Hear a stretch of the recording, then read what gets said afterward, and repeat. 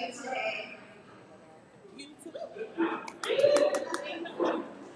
Thank you so much for being here, and welcome to the first Leroy Pop Miller Fellowship Showcase of Internship Presentations in a hybrid format. Thank you so much for being here. I am Katie Sobiziak, and I am the Director of Alumni Strategy and Partnerships for Teach for America North Carolina. I first joined staff in 2014 as a coach for this fellowship. During my time on staff, the needs and experiences of this program have shifted, as has my role with the fellowship, but in all of the roles I've held on staff, this has always been one of my favorite aspects of the job. I really love working with educational leaders who want to embody the community impact that Pop Miller had on his community. So I'm very excited. For those of you who don't know, this is a 15-month-long commitment.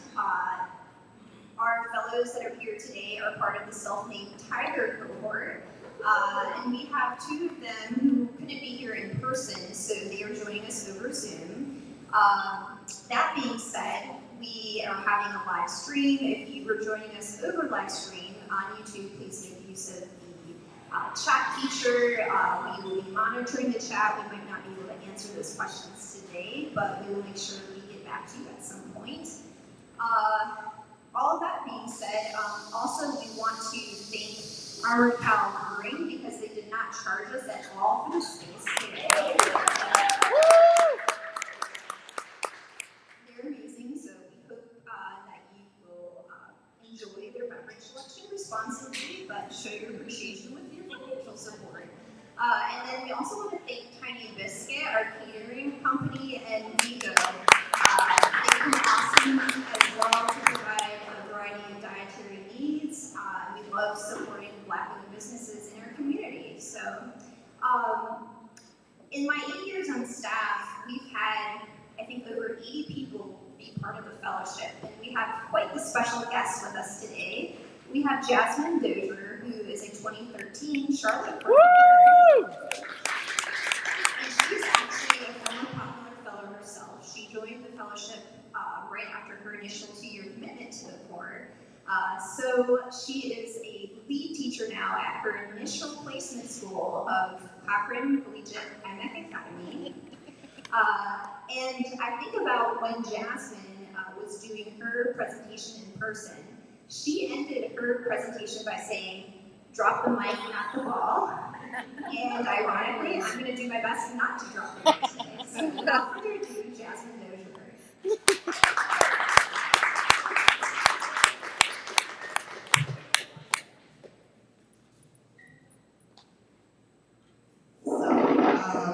I just want to say that Katie gave me the large task of talking about a great man, and that was a struggle. So just bear with me, okay? When a case sets a precedent, it reminds our justice system about how law should be carried out. And it takes a true leader to set a precedent in education because presented in front of us are shoes that may seem that they cannot be filled or even walked in for that matter.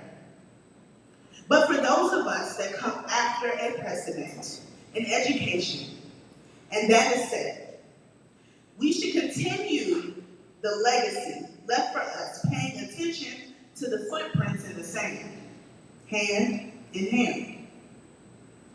Malcolm X, who is and was a legendary fighter of liberation of people, stated that culture in itself is an indispensable weapon in the freedom struggle. Pop Miller, a name that should be paired with legacy and legend, because the needs, skills, and rights of our teachers and students he would defend. He was known as an educator's educator because he, in the new terms, understood the lesson, the assignment, and the exam. People just had to get with the program. Stern yet fair is what everyone would attest, because high expectations was the norm to make sure that generations that follow were at their best.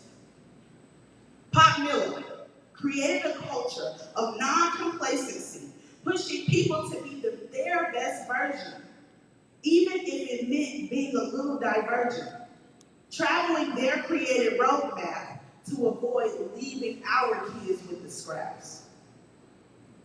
Even in trying times of separation on our soil, Leroy Pop Miller continued to be a leader and family to his students, cared for but never spoiled, along with his community.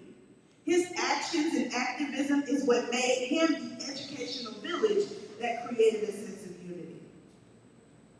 Understanding that it is not all about titles that we acquire or language and jargon used during an interview, but more about the footsteps toward liberation in all that we do. He knew the lives of the students and teachers beyond the school hours and to educational injustices in and outside the classroom. He did not cower. Pop Miller was not only an educator's educator, he was also a leader of leaders, sharing the wealth of knowledge with those around because the journey must continue. He knew that eventually he must pass the crown. Because the fight was not over. We have to continue going round for round. The torch must be carried, a true king in the eyes of many. His vision was clarity. 7,200 days, 50,400 hours, 3,024,000 minutes. This is the time, care, and leadership that Pop Miller put into our education system before retiring. But being an educator and humanitarian of a lifespan, for the journey, he was the best man. We, as new educators, whether experienced or brand new, have to understand and internalize that just because the foundation was built for us and the threshold was created does not mean we are less than for walking through that doorway or that it's even outdated. It is okay to look back in order to move forward with your own footsteps in the indispensable weapons direction, paying attention to our collective end goal, our kids, which is our overall connection.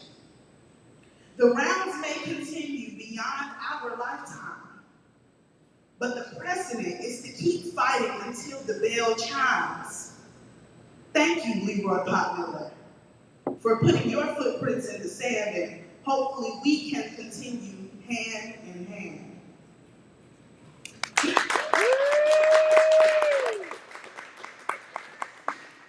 As stated before, my name is Jasmine Dozier, and I am a 2013 TFA alum from the Charlotte-Piedmont region. So Pop Miller means a lot to me because I am a product of CMS, and he set a precedent for all of my educators. And so I wanted to continue in his footsteps as well. And I currently work at IMEC and Cochran Collegiate Academies.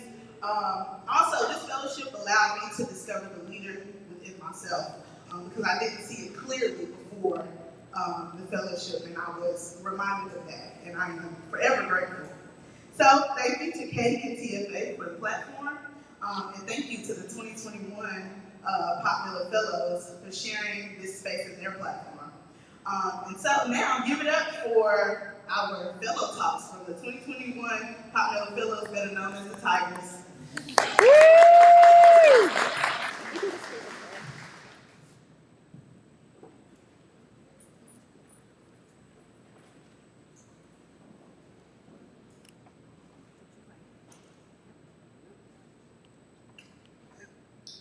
Hi everyone, my name is Olivia.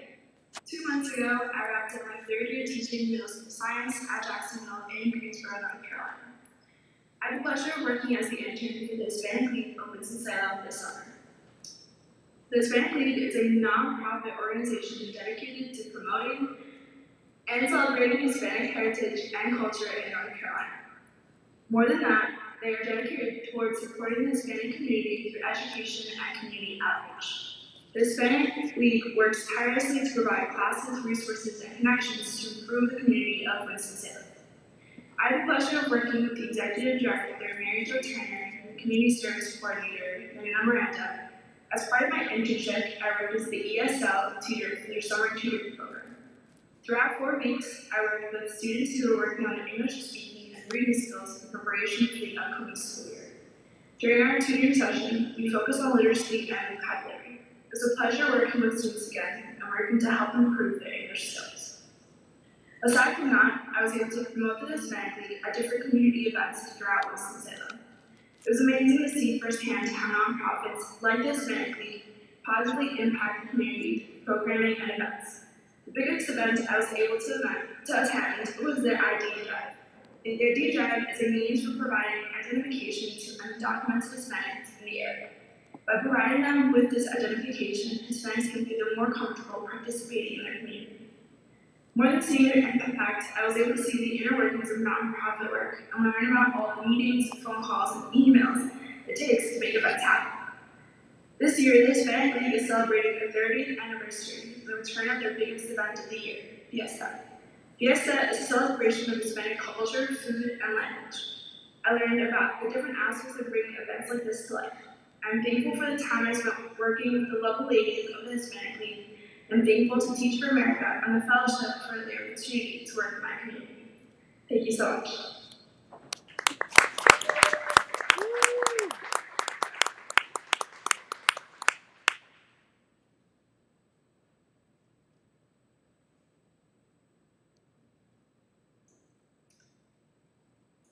Hi everyone, my name is Lauren Levitt.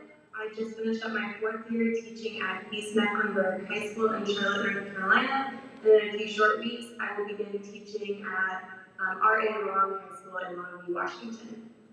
This summer I had the opportunity to work with the Hunt Institute. The Hunt Institute brings together people and resources to inspire and inform elected officials and policymakers about key issues in education, resulting in visionary leaders who are prepared to take strategic action for greater educational outcomes and student success.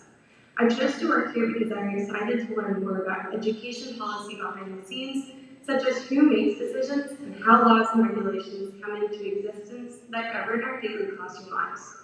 While I was interning with the Hunt Institute this summer, I learned new skills, made lots of connections, and learned about education from a point of view outside the classroom. The project I spent the most time on was working with Kristen, who's a senior policy analyst, on planning the Hunt Key Leadership Fellows Convention in August. The Hunt Key Leadership Fellows are senior-level political leaders who have the knowledge, skill, and will to be effective, equity-minded education policymakers at the state level. The fellowship takes place over the course of a year, with 2 in-person convenings in December and the following August for fellows to meet, network, listen to experts within education, and brainstorm policy ideas to take home with them. While I worked on this event, I learned a lot about project management and the details that go into running such a high-level event.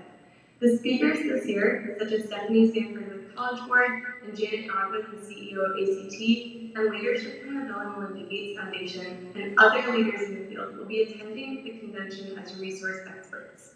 So this is a great opportunity for policymakers and state officials to come together for innovative ideas in education. Additionally, working on this project helped me reframe how to talk with folks outside of the classroom about education policy. Most people are unaware of how much education policy is controlled at the state level, so this gave me the skills to talk to folks outside of the classroom about how policy impacts student learning and well-being. On top of that, it also gave me insight as to how state leaders think and talk about education, and how I may effectively engage with leaders about education policy from the perspective of someone who wants to stay in the classroom. Alongside working with Kristen, I had the opportunity to work with Sean, who's the Educator Diversity Program Manager. Sean is the leader on the 1 Million Teachers of Color project. This is a project spread across multiple nonprofits that aims to recruit and retain at least 1 million new teachers of color and at least 30,000 new leaders of color by the year 2030. The campaign was started in 2021 and includes the Hunt Institute, TNTP, EdTrust, MSL, New Leaders, and Teach Plus. The project felt very meaningful to me because so many studies show that students of color do better in school when their teachers look like them. I taught at one of the most diverse schools in Charlotte for 4 years, and I've observed this to be true. While I can still be a strong relationship builder with my students, there's always some part of their lived experience that I won't understand. The campaign has set a clear goal and endpoint, but it's always important to know where you're from. For this project, I was tasked with finding diversity and retention statistics for education leaders, such as principals, superintendents, and etc. for each state. It turns out that very few states track this data, or else they don't make it public. After hours of combing through education data sources and State Department of Education websites, I learned a lot about teachers who face the profession, their demographic data, and correlations with why they may choose to stay or leave. For example, states that have higher teacher pay show better retention rates across all demographics, regardless of class size and teacher certification requirements. Also, across the U.S., teachers in urban areas, often teaching higher number of students of color, have lower retention rates than their rural and suburban counterparts. This again helped me to see how I, as a classroom teacher, can better advocate for myself and for my peers. Students need experienced teachers. Students need teachers who represent where they come from. But most of all, students deserve a system that was set up for them to succeed. The Hunt Institute is working towards the goal of improving the education system and with their partner organizations and sponsors. And I'm glad I got to be part of that this summer.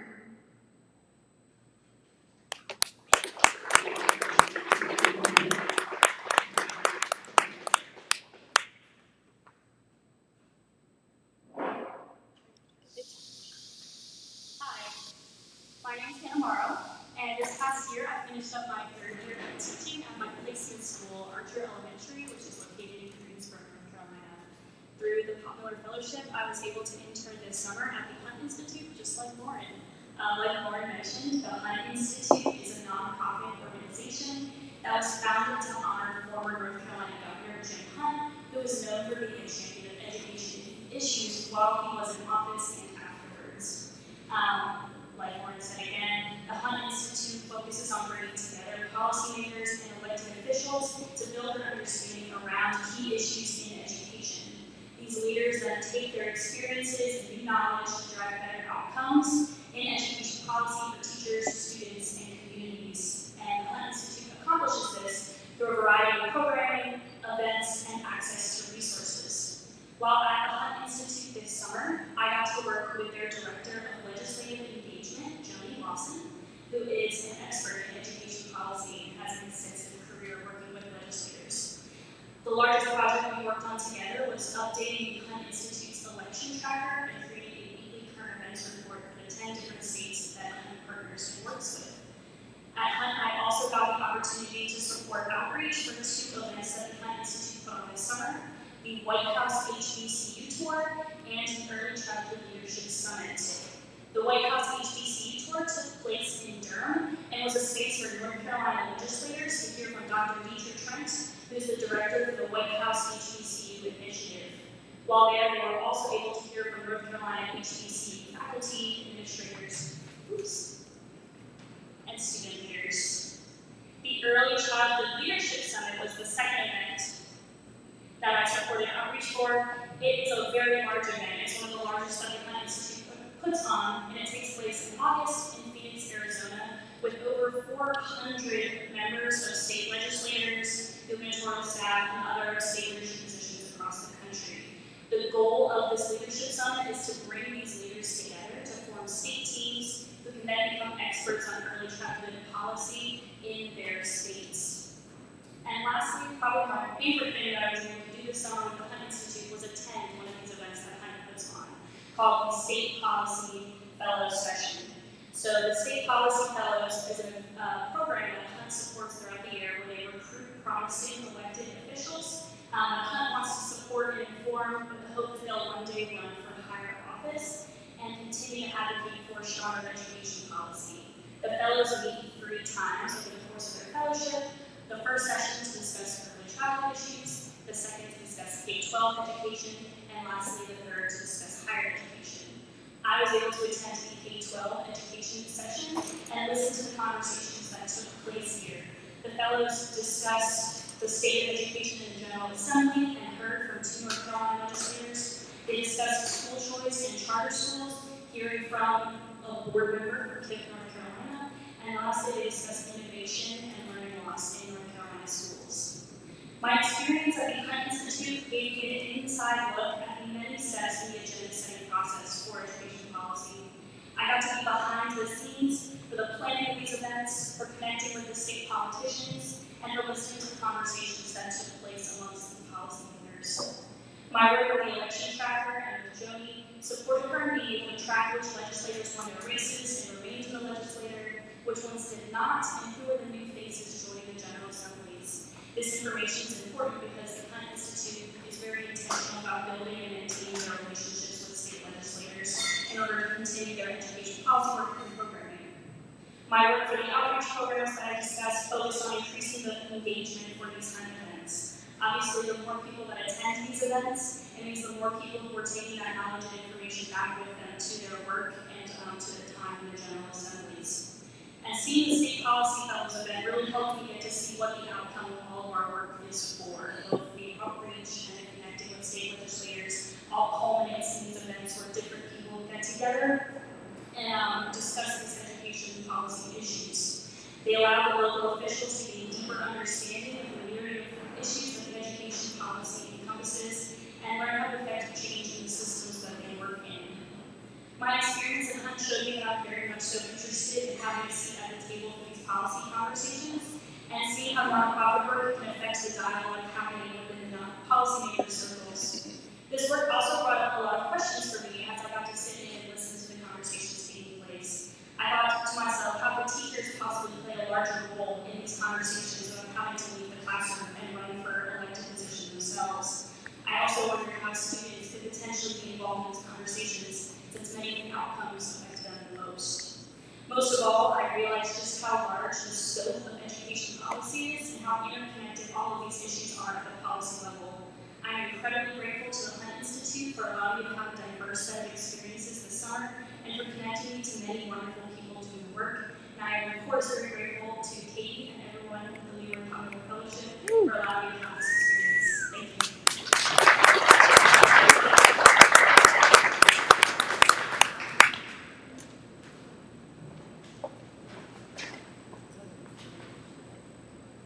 Hello, my name is Katie Barb, and I'm going into my 4th year teaching 7th grade science at Albemarle Middle School, which was my placement school when I joined the course in 2019.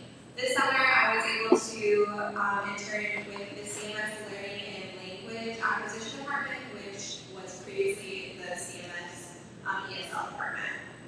They work with newcomers and multilingual learners who are entering CMS from other countries or coming in from other districts.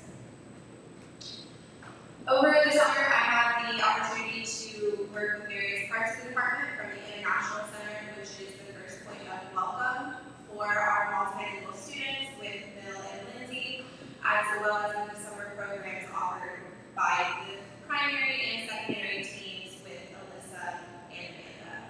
Additionally, I was able to attend professional development through the Summer Leadership Conference, as well as other professional development training, such as the WIDA training, thanks to Naja, who was the head of the department. When I was picking my internship setting, one of the outcomes that really drove me was wanting to learn more about the supports that are offered to our multilingual students. At ARMS, I teach on the team that serves the majority of our multilingual students, so I'm aware of the supports and scaffolding that we have inside the classroom, but I really wanted to learn more about what supports are offered outside of the classroom for these families, so I would better be able to serve the families at my school.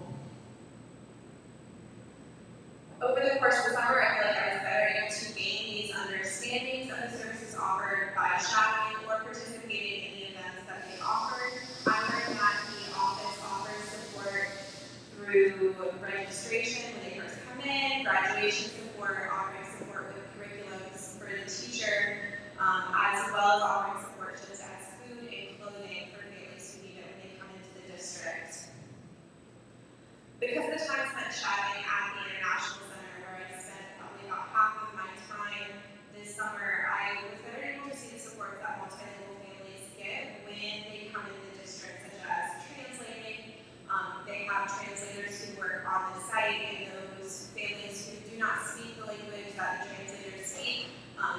additional services that they can come in and get documents for these families in the languages they need, as well as just answering their questions in the language that they best understand, so they're better able to help their own students.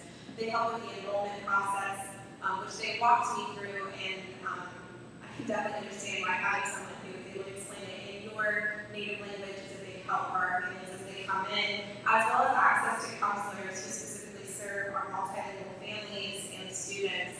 Prior to my time at the National Center, I was not aware that they specifically have multilingual counselors who help our students as they come in, specifically with graduation rates, because as our older students come in, and maybe they're in 11th or 12th grade in their native countries, that doesn't necessarily mean that's the grade they're in when they come into CMS, is the classes they have in their native countries aren't classes they need for CMS graduation. And these counselors help provide and figure out what classes you need, how they can translate over to CMS classes. During the summer, they offer ingenuity courses and tutoring programs for students who only need a few credits to graduate over the summer. So our seniors who are maybe 1 or 2 credits short have an opportunity over the summer to gain the credits they need. They don't have to go back into their senior year again the next year. One of the tasks they had me do was to create the list of who these students were and their contact information, so the tutors could reach out individually to these students to make sure they were really taking advantage of the engineering program and the support that the Learning and Language Development Office was offering. This internship experience, made me realize the role I want to play in creating an equitable system for my multilingual students in my classroom. During the summer, I was able to participate in both the PACE summer program, which is for students with 2 or less years in the country, as well as the PACE Summer Institute, which is for teachers and specifically focuses on professional development focused for English language learners and strategies that you can use to improve your classroom for them. And with the PACE Summer program, our students, they help me develop strategies as well as learn about different ways of communicating with these families. At the summer program, I was able to observe English language development classes and see the strategies that they used, as well as what was working to really help these students develop their language skills that I could then use in my science classroom next year. The PACE Summer Institute for Teachers is really helpful because it had a specific class on multilingual students. A lot of time teachers, and I was guilty of this as well, they think of our multilingual students, they think of newcomers or novice level students who don't have the level of English that you would see in native English speakers, but this leaves out our students who have been in the program for 4, 5, 6 years who still need scaffolding and support. And the class specifically focused on what strategies you needed to use for these long-term Ls, what worked, what didn't work, and I found this very helpful and eye-opening for me to think of what can I do next year to support these students in my classroom, as many of the strategies are going to be beneficial for all of your students, not just your long-term Ls. My internship this summer especially that by developing strategies for my multilingual students, teachers and schools can help create an environment and educational expectation of excellence that is beneficial for all of their students. I know as I go forth into the classroom this year, that what I learned this summer is going to help shape how I teach and better help me help other teachers at my school with their English language learners as well.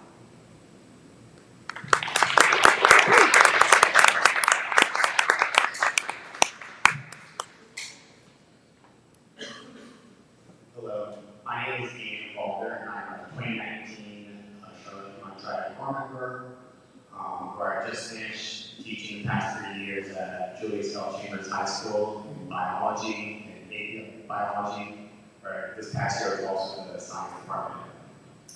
I entered this summer for the City of Charlotte Planning Department for long-range planning and the implementation team for the 2040 Comprehensive Plan, which is Charlotte's plan for future growth into the year 2040.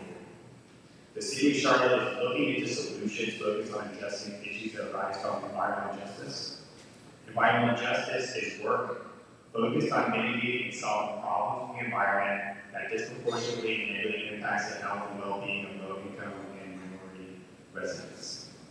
The environmental justice movement started in North Carolina, but but cities all over the country have a history of planning and land use design policies that have led to disproportionately placing low-income and minority residents into neighborhoods with higher risk of getting poor health outcomes. Here in Charlotte, there are 5 areas that Charlotte measures for environmental justice impacts. They look at tree canopy, which is overall tree coverage in the area, proximity to major roadways, proximity to industrial sites, impervious surfaces, and floodplains.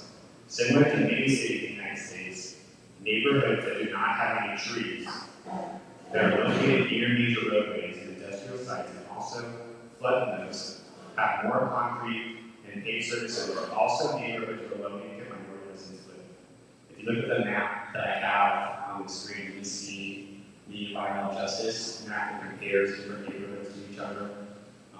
One of the things that I notice are affiliates. If you notice like where a lot of high-income residents live versus low-income, the comparisons are very different. My work for the summer was focused on reviewing and researching what other cities are doing to address the similar or different issues in the environment for environmental justice in their own cities. I also looked into what possible indicators other cities are looking into to measure environmental justice. At the end of my internship, I provided a memo with a written review of what I found, and also recommendations for possible solutions Charlotte would adopt. I also got to sit in meetings and meet people in the planning department that are working every day with the people of Charlotte. Part of my recommendation included the adoption of green zones, which many cities in California have created to help mitigate air pollution in low-income neighborhoods that are adjacent to highways and industrial sites. Other recommendations include increasing tree canopy programs and green infrastructure in high-need areas, as well as possible ways to increase urban gardens or food deserts, as well as possible ways to increase education around environmental justice and ways to get communities invested into the environment. Every program I collected and analyzed to help planners in Charlotte compare programs we currently have and see if this is something that can be beneficial here. I also looked into other metrics of the city's use like food deserts, heat islands, air quality, proximity to parks, and extreme weather events. This could be helpful for knowing if Charlotte could be measuring or including other data sources in their environmental justice calculations. Some outcomes that drove my internship were looking to other major cities to see what initiatives they took for similar problems. This allowed me to learn about many programs cities have that specifically work for mitigating city problems. It also allowed me to learn about the history and mistakes many cities made that established systems of inequalities. I as well saw many cities that have little information about history and the role of environmental justice. I had great conversations with site partners about the need Charlotte has to form coordination and policy directly for environmental justice, as well as Mecklenburg County about the role air quality can play and what they would recommend. I chose this internship because Charlotte is known for having a history of policies that today have left low-income and minority communities less likely to reach upward mobility and equal opportunities for success. Throughout my work, I have not stopped thinking about my students in schools and these neighborhoods identify as having environmental justice issues. There are so many factors that go into a child's ability to learn and be successful in school, including the environment they live in. The students that leave my classroom at the end of the day are more likely to go home to a neighborhood that can give them poor health outcomes as compared to their white and wealthy counterparts because of the income and zip code that they can afford to live in. I chose this internship because I saw the possible impacts of this work having far-reaching benefits that can benefit many aspects of our society. I became more positive in my why of being able to work for justice for those in Charlotte that are most vulnerable to inequalities that exist in our city and built environment. Possible solutions will have impacts of health and education for children and families that live in areas with the worst environmental justice impacts that also attend government schools we work in. Quality of life in these neighborhoods can be improved by seeking successful solutions used in other parts of the country that can also be successful here. Charlotte can use my research and work to begin their process of campaigning for environmental justice and building collaboration so all citizens can have opportunities for healthy and happy lives. This work is something my community needs, and I am a part of the work to help make this part of the city's plan for our future. This internship experience made me realize the role I have in creating equitable systems by focusing on the environment and neighborhoods our students are coming from and solving a root problem for why low-income minority residents have overall worse health outcomes and unequal opportunities for success here in Charlotte. Many inequalities that exist in our school systems are products of inequitable and segregated communities our students are coming from. By investing in finding long-term successful solutions, we can create cities where students can go to parks, breathe clean air, be surrounded by trees and trails, learn about the environment, and be a part of solutions, all while having improved health outcomes that let them attend schools and live a healthier life. I want to thank Robin Byers and Alicia Osborne for letting me join your team, learn from them, and start our work for a city and people I care so much about. There is still so much work that needs to be done to establish environmental justice in our city, but I am excited to see the initiatives, steps, and work that we have. Thank you.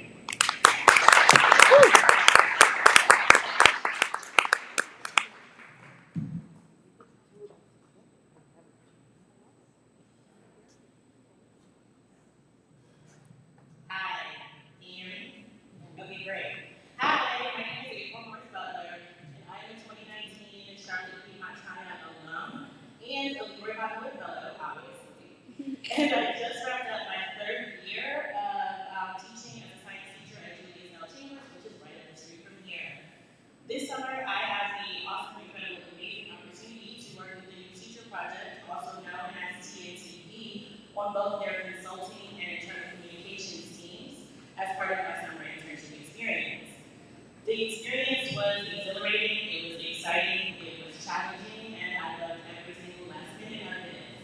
I was asked to interview, to copyright, to rewrite, to edit, as well as to give my perspective on material being provided to other teachers as a teacher myself during professional development experiences. My internship experience included crafting material that was interesting, engaging, and worthwhile for educators who had various years of experience, ranging from new teachers to veteran teachers with years and years of experience in the classroom. I also worked to create informative reading material and emails for colleagues across the TNTP platform, including tweets like the one you see up there, emails, and coffee reads, which are short reads that help keep employees abreast of what's happening around the company. It was incredible to be working with such a diverse team of leaders, all of whom were focused on making sure that the final products that we produced were aligned with TNTP's mission to end educational inequity by providing excellent teachers to the students who need them.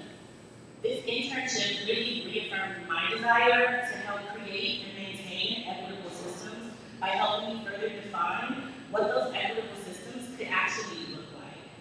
It helped me to understand that I should be thinking past equity and towards liberation. Liberatory thinking forces you to think about what you want for your students as a result of equity, which means that we just have to move past simply stopping the negative consequences of inequity, right? We have to think about what we want to be the products of our equity-focused work. It's not enough to say that I want students to be treated fairly. I have to be able to truly define what I want my students to be able to experience when they're inside of these equitable learning environments. I've always been very solidly rooted in my why and my understanding that I'm going to help marginalized youth achieve better educational outcomes, but my time with TNTP helped me really center in on what exactly that might look like. I was incredibly privileged to work with individuals who are focused, capable, and caring during my time at TNTP. Even though I was only going to be there for 6 short weeks, everyone I engaged with was super kind and interested and invested in me. It felt less like an internship and more like I was being welcomed into a larger family, I guess. Working with Juan and Stephanie on internal comms was always exciting. I love being able to dig my hands into the background work that keeps the company moving.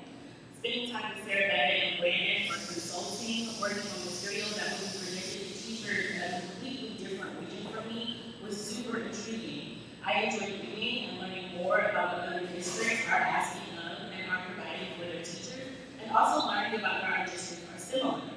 Thank you to Karen and Kristen for being incredibly supportive in their administrative roles and ensuring that I was feel supported and encouraged. Although my work was completely virtual, I really felt as if I connected both with the people that I worked with with, and my overall purpose for continuing to work in and around education-focused initiatives. I leave TNTP feeling more grounded in the work that I found a deep love for. I entered the summer thinking that being in the classroom was no longer the right goal for me. My time with TNTP reinvigorated my love for the classroom and the work that I can do there. Thank you to Teach for America and the Leroy Coppola family for hosting this incredible fellowship that allowed us to make connections with fellow TFA alum and organizations around the nation. Thank you, Katie, for organizing and hosting our meetings, for being continuous contact information, keeping us all focused and on track, and generally just being a super bright spot in this experience for us. I know that we are all leaving our fellowship experience with expanded skill sets and toolboxes to help us move in whichever direction we may choose. And although this may be the end of our time in the fellowship, I trust that an ending is always followed by a new, exciting, and excellent beginning. And I'm excited to see how our experience over the past year and a half will lead to new and exciting beginnings for us all. Thank you.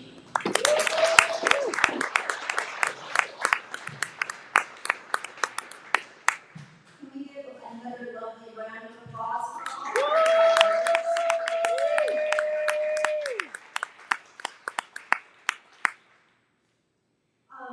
So one of the things we measure for Teach for America North Carolina is the connectivity of our thriving alumni network. We cannot do the work that we have been tasked to do without you, so I would love to recognize anybody in the room who is an alum. Could you stand up for us? We would love to recognize you.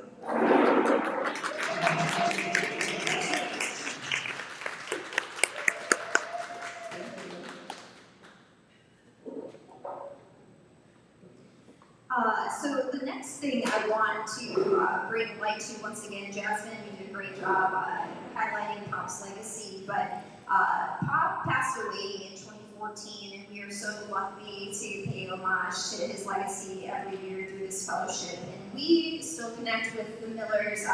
His son Skip is here in this picture, along with his daughter-in-law Melanie, and his two grandsons Chip and Jordan.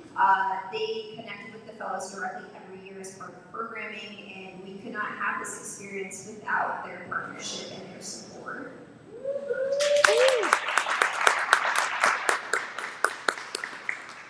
Pop also has a great nephew who is a TFA alum and a current staff member in Kansas City as well.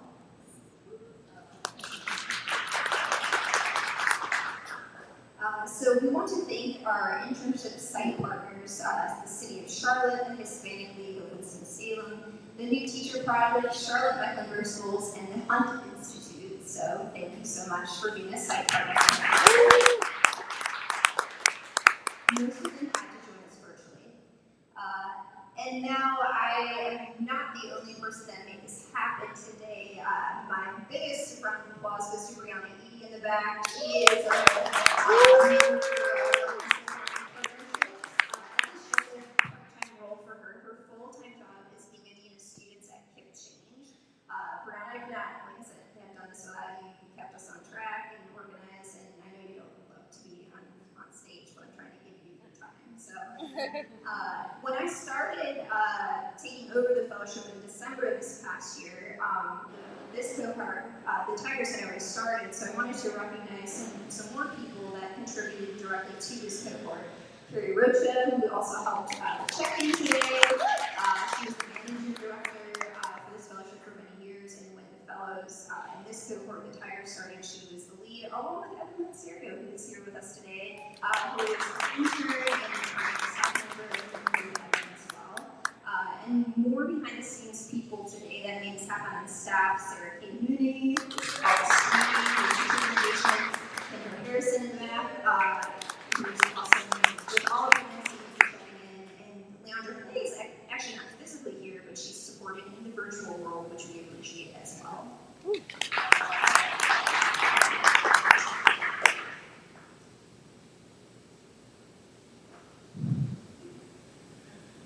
And so keep this in mind, in the spring of 2023, we will need to place a new cohort of fellows. Most of them aren't here today. We do have one. Katie is here with us today. A lot of the rest of the cohort is taking virtual